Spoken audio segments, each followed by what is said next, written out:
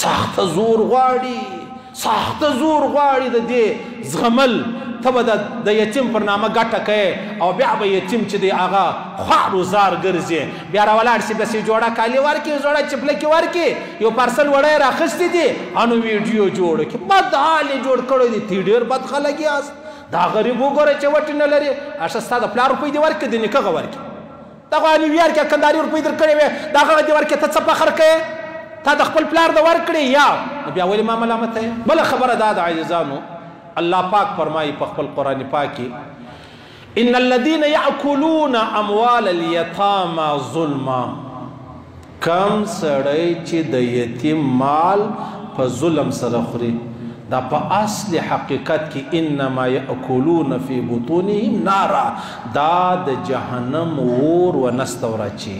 وسيصلون سعيرا الله فرمای عن قریب دا سړی ز و جهنم تواچو تاسو په دې خبره سره راشي تم پرون د قران تلاوت کوي د آیات را باندې را لمال سبحان الله ان الذين ياكلون اموال اليتامى ظلما کم څوک چې د یتیم حق د یتیم مال دا خوري په ظلم سره دا په اصل حقیقت انما یاکلون فی بطونهم نارا دا د جهنم اور دی چې دی خپل توراچه ک ډوډۍ دا الله د جهنم اور بللې ده ک شوروا دا الله د جهنم اور بل ک چای او شربت دی الله د جهنم اور بللې دي او د دې څخه علاوه وسيصلون سعيرا عن قريب الله فرمایي دا سړی ز و جهنم تواچو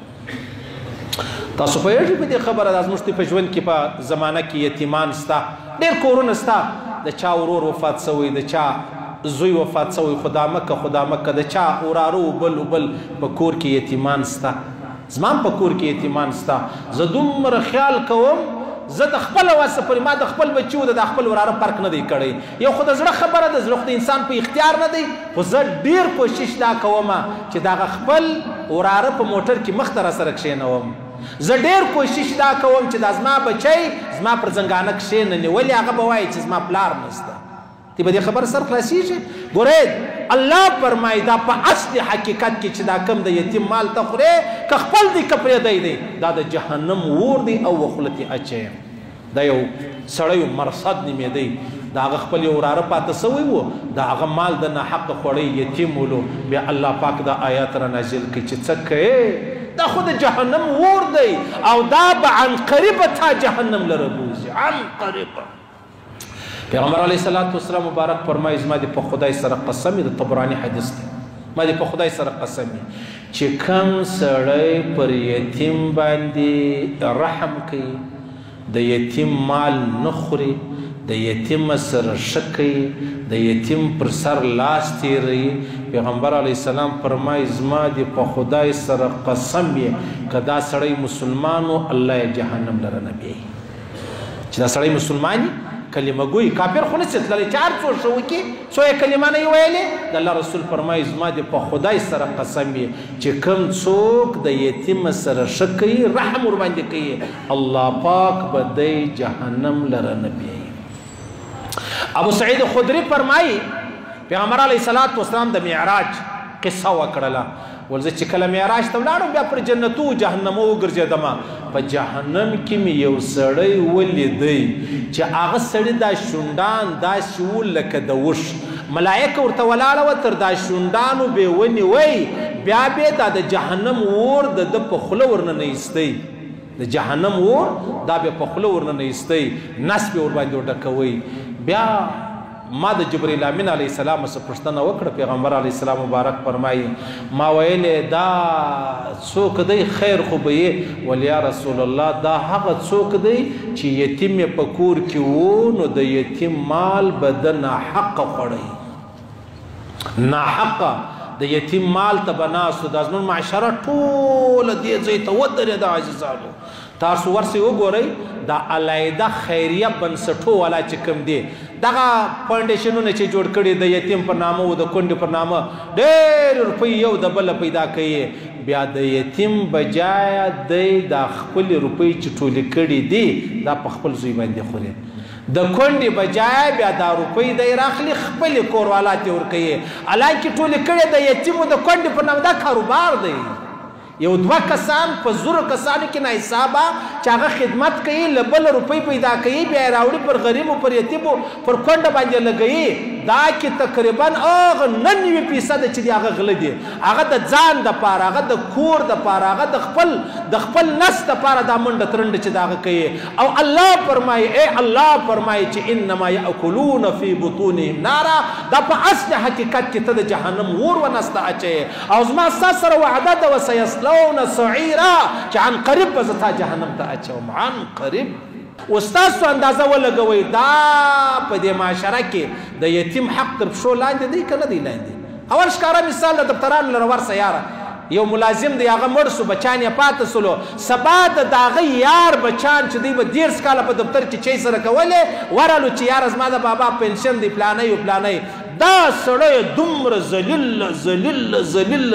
کې چې آخر هغه کومه زنانه په عیده کې ناسته ده هغه هم دې دفتر ته مجبوره کړي چې راشي دا هغه ظالم دی چې 40 کاله و 10 کاله د خپل یار سره په یوه دفتر کې چی کولې دا هغه خیانت روان دی په دې وطن کې هغه خیانت روان دی ورسه ټول دفترونه راواخله هر دفتر تحصیل دي څه وایي نادرا دي څه وایي پاسپورټ دي څه وایي کچارۍ دي څه وایي عدالت دي څه وایي واسا دي څه وایي بجلی دي څه وایي ګیس دي څه هر یو ولره ورسه ما سوا له خیانت ته بل کوم د خپل کار نشي پر کولی خیانت به کوي او خیانت ته دی تا مجبوره کوي ګیس والا یو پروګرام جوړ کړی وخت ویلې ولته راسي دا د ګیس غلا چې دا ډېره ګناه لري ملایانو ته پر دا ګیس باندې څه خبرې وکړي مال درواغ مه وایاست درواغ مه وایاست دا کوم څوک چې د ګیس په دفتر کې دی و هغو ته خپل یونټونه د ګیس هغه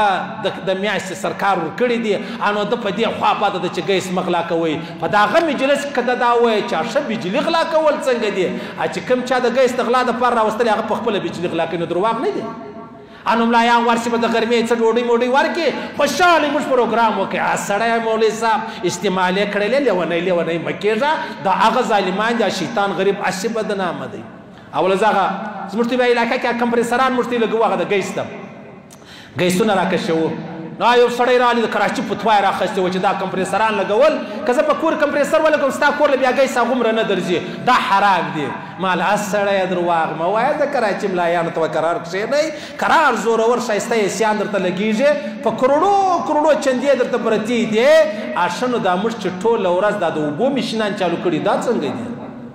ما مشین چالو کړی تا له اوبه نه درځي تا مشین چالو کړی ما له اوبه نه راځي وای دا خبر ما نه دواړې خبرې که درواغ مه وایاست سره خطاباسو به نه دلته د خیانت دنیا ده خیانت به کوې د خیانت و مرکز ته به رسېږې که نه نو خبره چې د هغه پاته ده زه دغه چې کوم څوک د خیریه په نامه بنسټونه خلاص کړي دي هغه ادارې خلاصې کړي دي خواست ورته کوم مه کوئ ما سخته زور غواړي د دې زغمل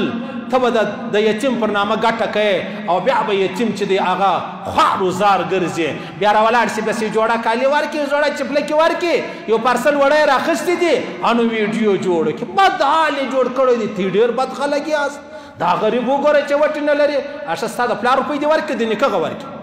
دغه نیویارک یا کندهاري روپۍ در کړې وې د هغه دې ورکړې ته څه فخر کوې